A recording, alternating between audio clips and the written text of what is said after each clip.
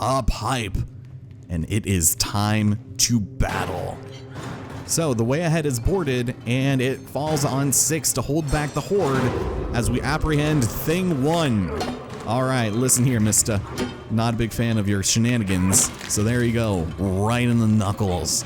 Not a big fan of that guy. So all the while, we've got this one to contend with, and ooh, that barely got his little fingernails there. But unfortunately, 6 can't hold it back, and we have a second one. So be very careful, because you'll probably end up getting wrecked by one while the other is trying to get you. And stay away from 6. Luckily, that thing can't actually hurt 6, but still. All right, you need a little bit of time on your hands there. There we go. Are we one more? Okay. The plank sometimes screws me up. Oh my God, you came from over here. It was weird. All right, listen up. Ugh. Oh God, here we go. Ugh. Okay, you are both dead, and I am not a fan of you. Luckily, there aren't more than 2, but still, that can be awful. All right, so 6 needs help taking this last one off, so here we go. All right, that I don't think it was supposed to go like that. We step on in, and sweet Jesus. It's magnificent. A face for every day of the week. If the week had, 10 days. We step on through over here, and ladies and gentlemen, I present to you the one, the only, the Doctor.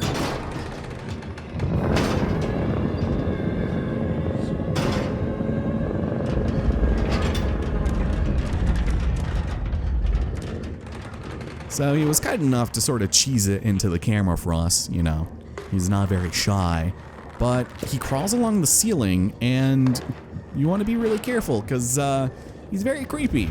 He's going to go into the back and grab some stuff, so I'm just going to schmooze my way on over here.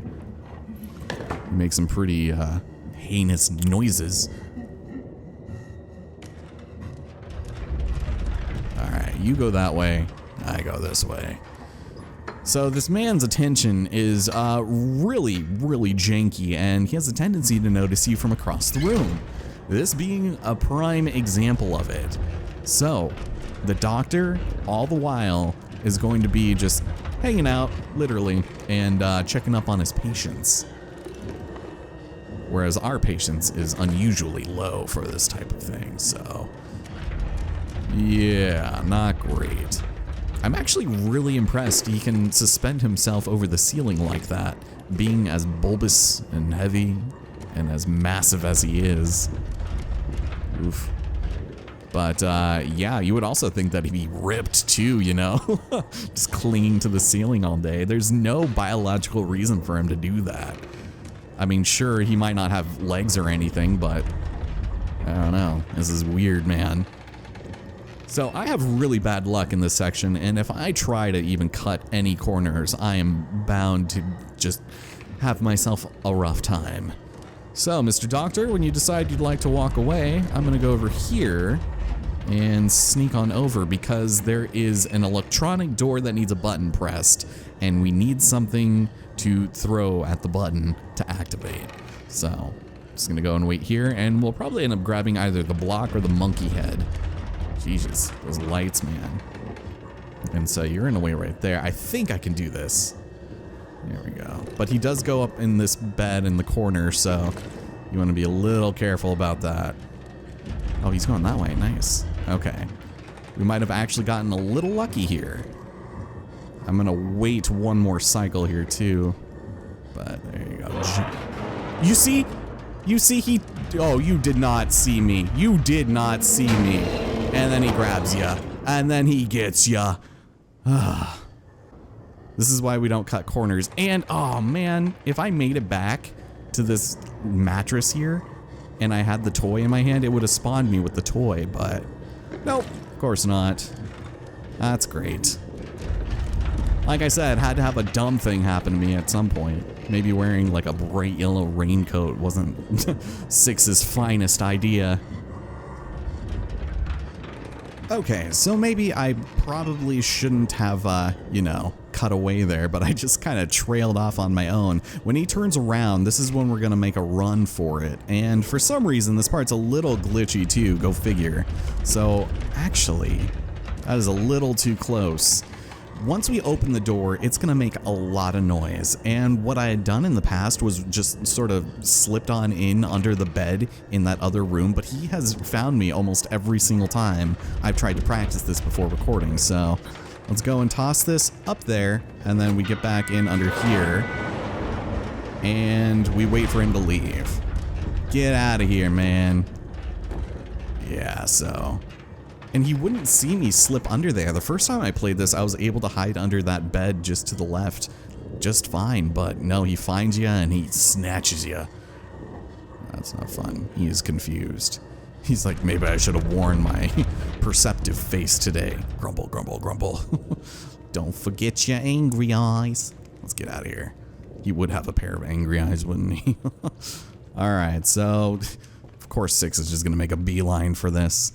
There comes a point later on in a chase sequence where she really just gets in your way to a irritating degree, and you have to like stop, and then you basically get caught. It's just because her model collides with yours, and I don't know. I'm not a big fan of that aspect in certain games, you know.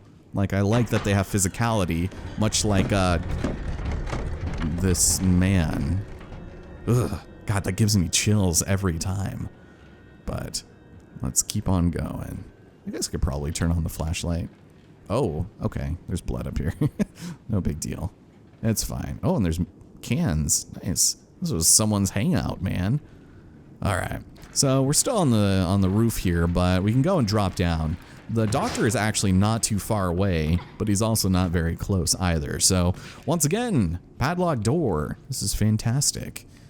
It's a shame that none of these I guess these doors are like on the walls or anything, but there is a open, I guess, gurney area thing that you can go through to let you know that we need to head into this adjacent room. But what you have to do is go into the coffin of a moldy, decomposing corpse and slide on in this way. So yeah, this one is being blocked by 2 bodies, so you can't quite make your way through, but you're like, hey, there's this thing there. That's kind of neat. So the key that we're looking for is just clear over here. And how do we get it? Well, in the most convoluted way possible, really. It's a thing of beauty, just how much effort this thing is to get. We're really hedging our bets that this one key opens that one padlock. So let's go ahead and bring this on down too. And don't make too much noise, because don't want to bring too much attention yourself. Now, before you leave, make sure you open this very unsuspecting door, because it has our second hat. And just as it would so happen to be, it is the old bandage head. So let's go ahead and take a walk down the, I guess the gurney alley, and there we have it. Nice. I suffered a concussion. My mom says I'm special. Okay, let's get out of here. I'm done. So we got a couple of live dead ones here. At some point, these were at one point, you know, blood flowing through them, but now not so much. I wonder what happened to them. Interesting. Luckily, we don't have to see any of their mangled faces, but at least we can see their insides right over here. Isn't that lovely? So make a big jump, and there you go. Good on you there, Mono. Let's continue forward and grab ourselves the key. The key? Yes, that key. Let's get the hell out of here. I'm done.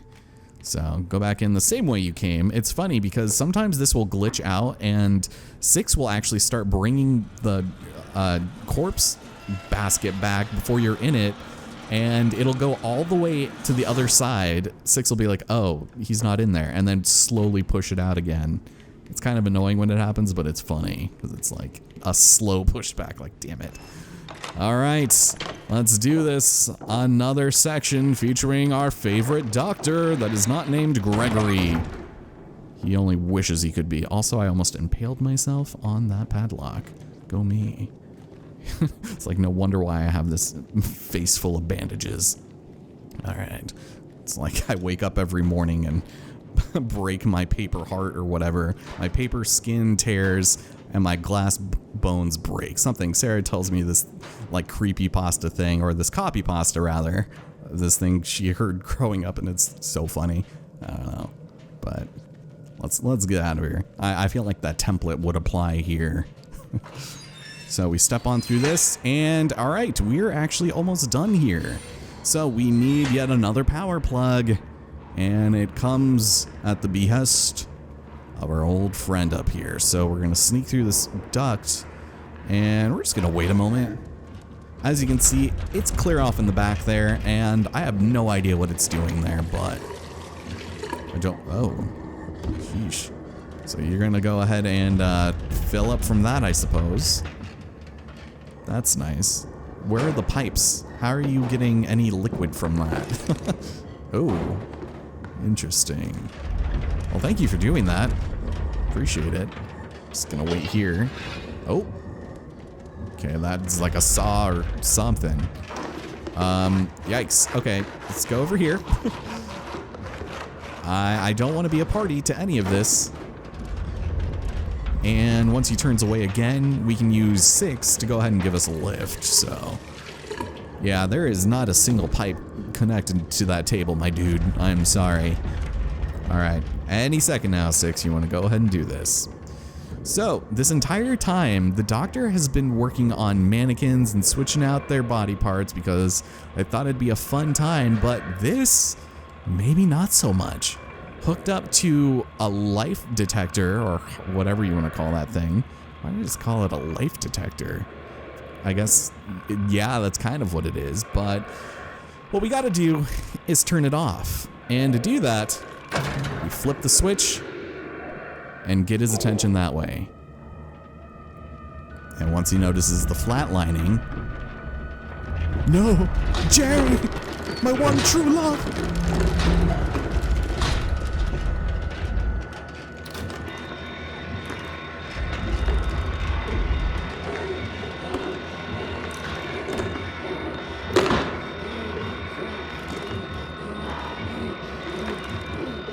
Live, damn it! I can't quit without you! And what we're gonna have to do is have 6 sort of lead the way over here and help us get this.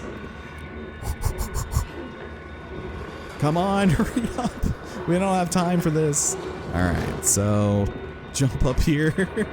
Come on, no slow jumps or climbs, every single one of them.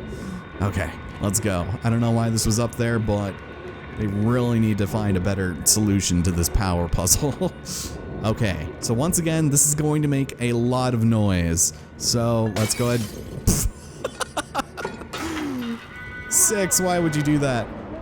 Cheese it, just get ready to run for your life. And this is where 6 is going to get on your very last nerves. So run, run. And this is the problem. I wanted to reset earlier, but I wanted to see if I could make a point. You always get screwed over trying to do this single segment. So restarting from checkpoint right when you put the damn bulb in is probably your best bet, because that's just a waste of time. Just reset the cycles, and then once that happens, now we can run. But you can see she gets in your way so easily. Just try to get in front of her, and she'll speed ahead. Okay, so much better. Come on, there we go. That feels a little more safe.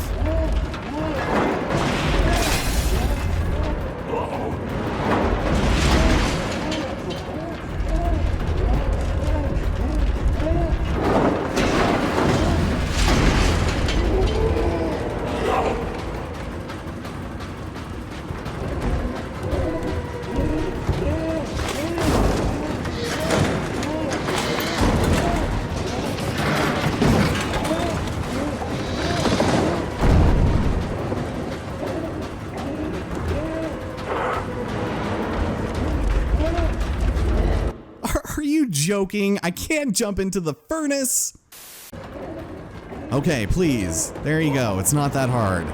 Get in there and then cheese it. He is desperate. Just keep going. And you're timed on this, so get out through the vent. Come on. There we go. And He's locked in. Now, you know what that means. We're gonna leave him in there for all eternity, baby. There is an achievement tied to not using the incinerator on the doctor because, honestly, it would be more cruel to let him live in there for the rest of his days. And it's not the most interesting thing in the world if you do decide that you want to incinerate him. So with that, we have concluded our time here in the hospital at last. And it's only when you leave that you get the achievement. First, do no harm. But with that, ladies and gentlemen, join me next time on Little Nightmares 2 as we explore the Pale City, which does not pale in comparison to anything we've seen up to this point. It is a bit of a trip, let me tell you that. My name is Allison Cruz, thank you so much for watching, and as a reward, you get to see what happens when you incinerate the bastard. Take care, and I'll see you guys next time.